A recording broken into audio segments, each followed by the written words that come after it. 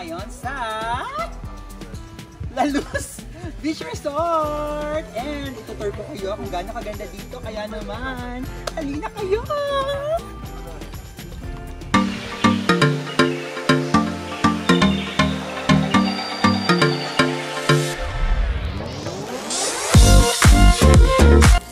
Hello guys! Kung nagpaplano kayong pumunta sa San Juan, Laia, Batangas and naghahanap kayo ng makakainan, pwede dito sa Bensa Halo-Halo dahil madadaanan nyo to. Murang halaga lang ang kanilang mga food, magandang ambience, bagong-bagong restaurant, and pwede rin kayong magkape dito sa Cafe 501 na katabing-katabi lang ng Bensa Halo-Halo. Kaya naman, sugod na kayo dito kung bet nyong mabusog sa murang halaga. Go, go, go!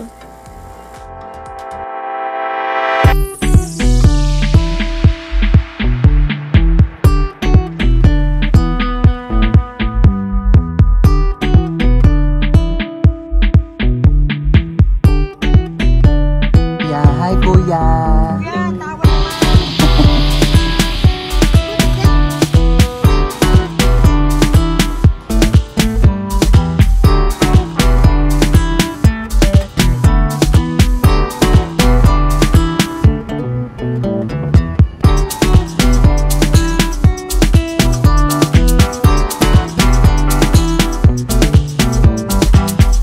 Hi guys, we are now here in the parking lot ng La Luz Resort and lakad na tayo papunta sa entrance.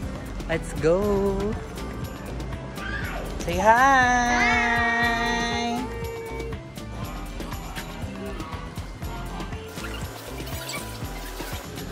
Yan ang reception. Hi madam!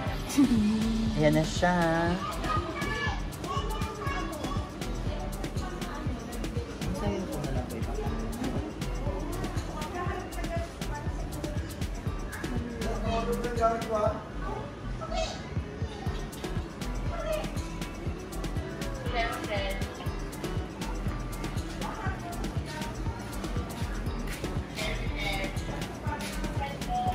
Hi Bear! Hi. Welcome to La Luz! You say welcome to La Luz! Welcome to La Luz! Yes!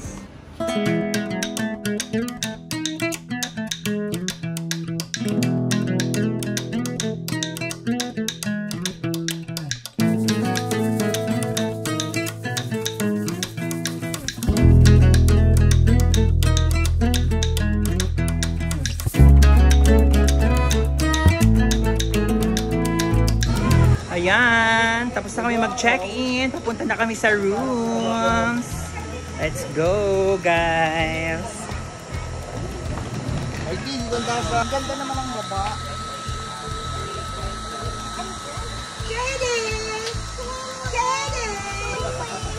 May pa-elevator. Yan. Yan, Aram! Ay, ticket, go! Get that one!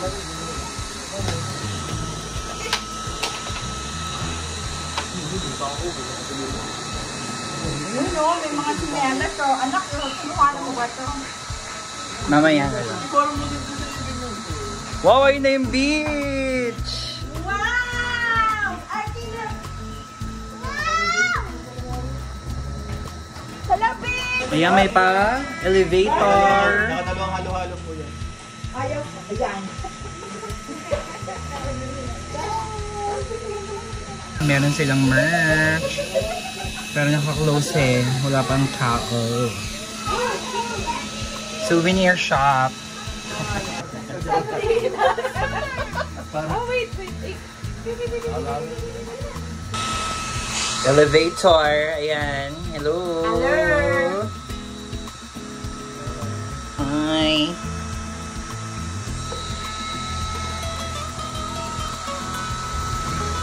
Kailangan pala mag-elevator kasi medyo mataas siya, 3rd floor. Ayan! So ito ang dining place. Super nice!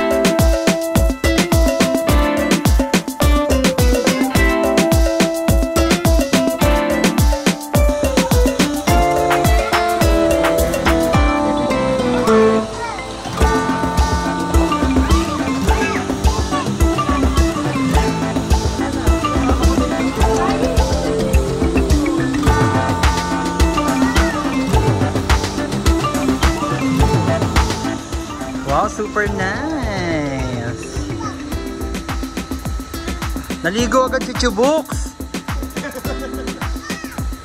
Naligo agad si Chubux.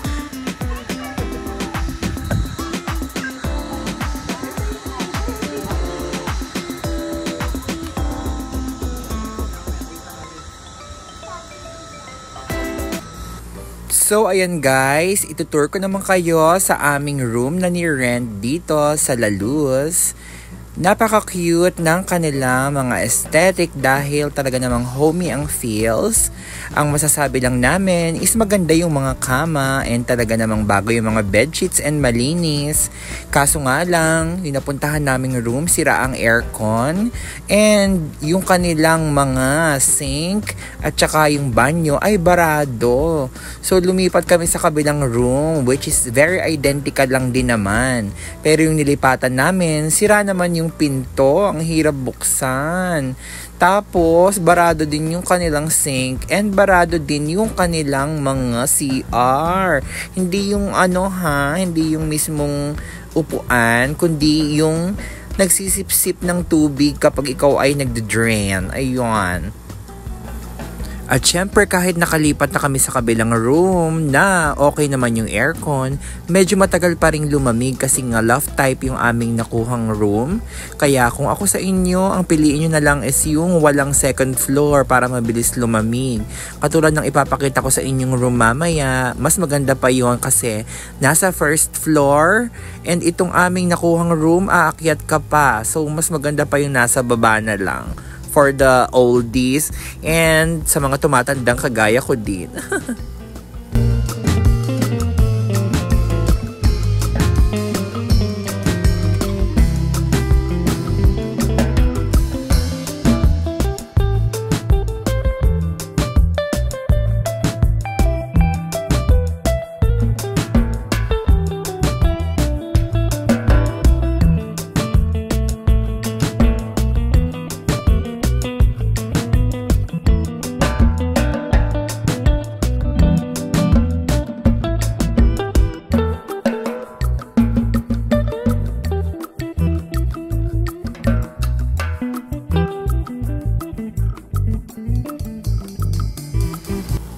So guys, ito naman yung ipapakita ko sa inyo. Nasa first floor, mabilis lumamig. Mas okay pa yung ganito na multiple rooms ang kuhanin nyo dahil nasa baba lang siya.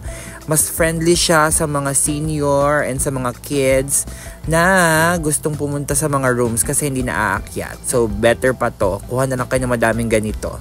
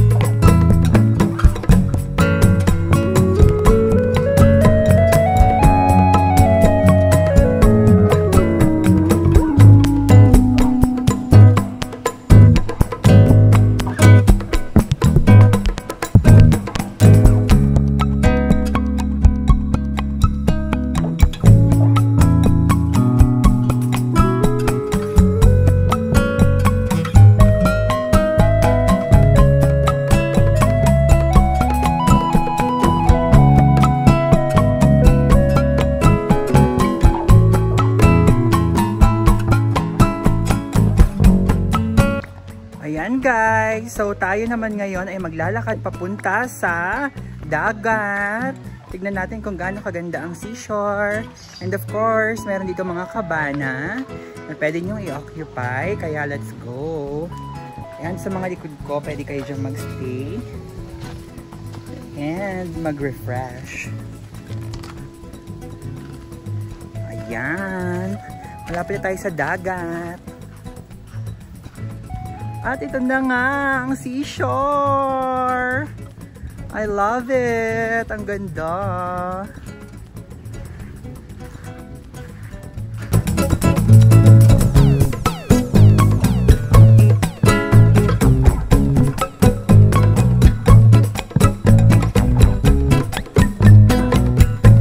So guys, ito yung lugar na dinadaan-daanan lang natin dati. Kasi wala pa tayong pangbayad. Pero ngayon, dahil mabait ang Diyos at ang dami nating blessings, dito na tayo ngayon naka-check-in sa La Luz Beach Resort. So tingnan natin kung anong meron dito. Well, ito yung laging pinupuntahan ng mga tao. Ayan. Ito yung malaking bato na nagpipicture-picture dyan lahat ng mga tourists sa Laia. Pero ngayon, exclusive na ito para sa La Luz. Hindi na siya pwedeng daan-daanan. Pero ito yon.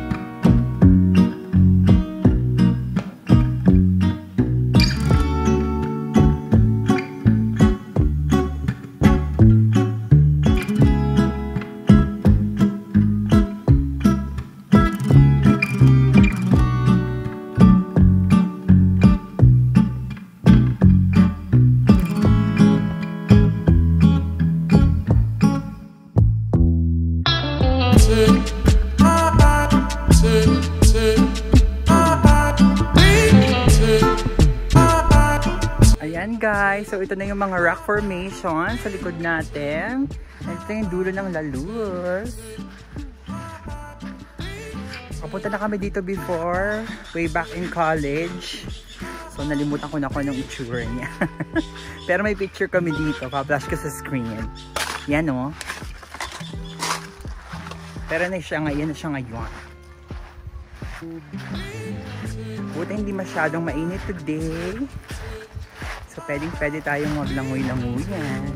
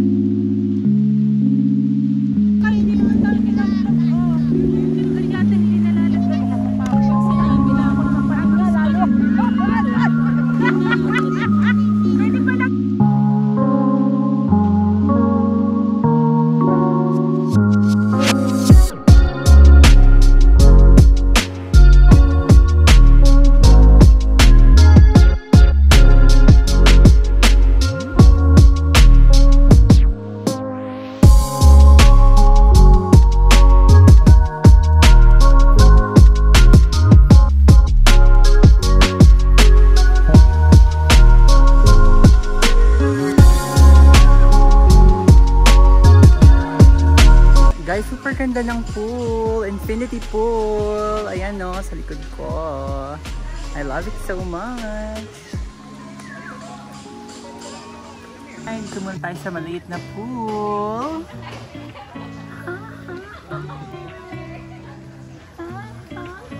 I love it. Hi! So, we're gonna try the pool. 5 feet lang to. So, tignan natin kung ano eksena. Ganda here. Kung naghahanap kayo ng beach at pool at the same time, pwede kayo dito sa La Luz. Ayan. Dati wala pa tong pool na to nung mga bata pa kami. Dinadaan-daanan lang namin ito. Ngayon, naka-check-in na kami. Kasi wala naman kaming Ange. Ayan o. Ito yung beach sa likod namin. Oh, super ganda.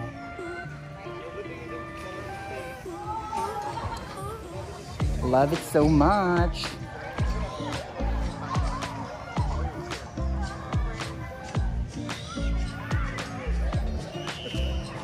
Ayan yung view sa harap, oh.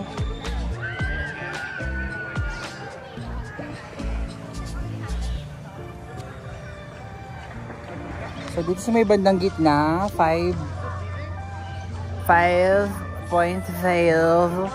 feet na, medyo malalim-lalim na siya. I love it. Ang sarap.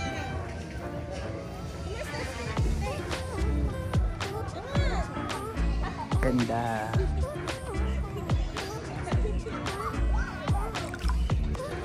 Guys, sobrang init. Kaya mag-order tayo ng shake. Tignan natin kung anong meron. Dito sa part na to ang kanilang bar. Pwede mong orderan. Ayan. Ayan ang mga prices ng mga beverage.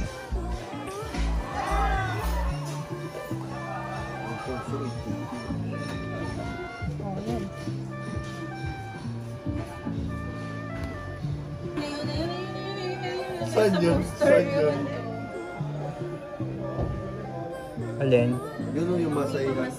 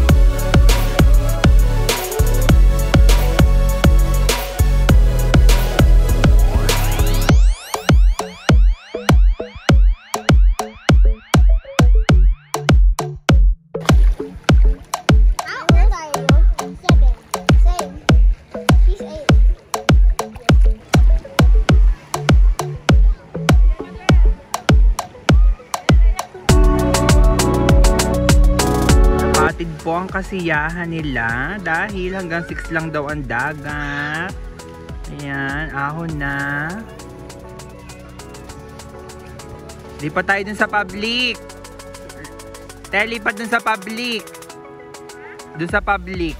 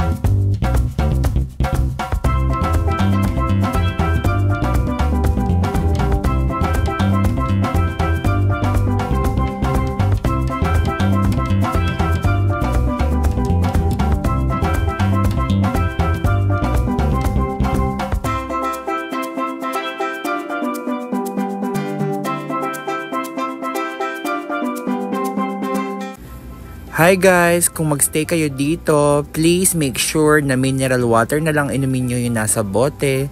Dahil nung uminom ako dito ng nasa pitchel na tubig, ako naman ay nag-diarrhea at nagsuka ng malala, kaya hindi ko na na-enjoy ang day 2. Kaya kung kakain kayo dito ng dinner or kung ano mang kakainin ninyo, mag-bottled water na lang kayo para sigurado, dahil ilan sa amin ang nag-diarrhea dahil uminom kami ng tubig.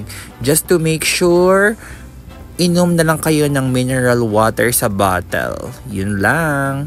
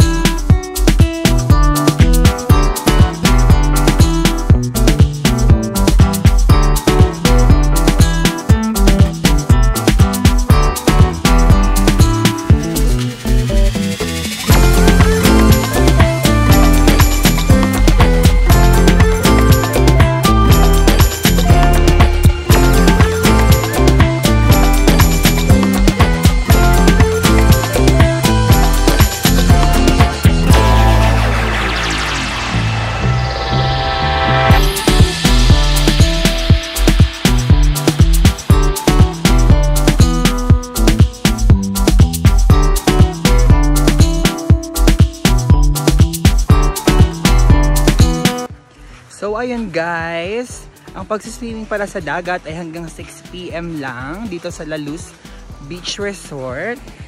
Kaya kung gusto niyo mag-swimming at sulitin ang dagat, habang maaga pa ay tumalo na kayo. Pwede naman dun sa kabila, dun sa mga sa mga cottage. Pwedeng tumawid tapos mag-extend ng swimming sa dagat kasi sila nagsiswimming pa rin doon. Eh ako, naglalakad-lakad na lang ako. So, babalik na tayo dun sa ating cottage, sa ating room para muna mag-charge. Let's go!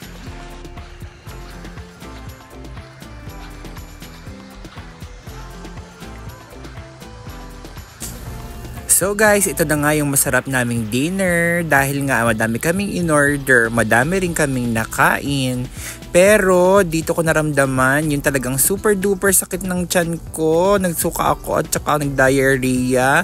Hindi ko alam, hindi ko sure kung talaga bang sa tubig. Pero lahat kasi kami nag-diarrhea. Ako yung nauna at sumunod yung iba kong mga kasama. Pero in fairness, masarap pa din naman yung kanilang mga pagkain. Just make sure na kung iinom kayo ng water dahil madalas dun yung nangyayari, mag-bottled water na lang kayo para sure. Kasi hindi namin alam kung ano yung nakain namin or nainom. Para safe and makapag-enjoy kayo, go na sa bottled water. Dinner na! Mami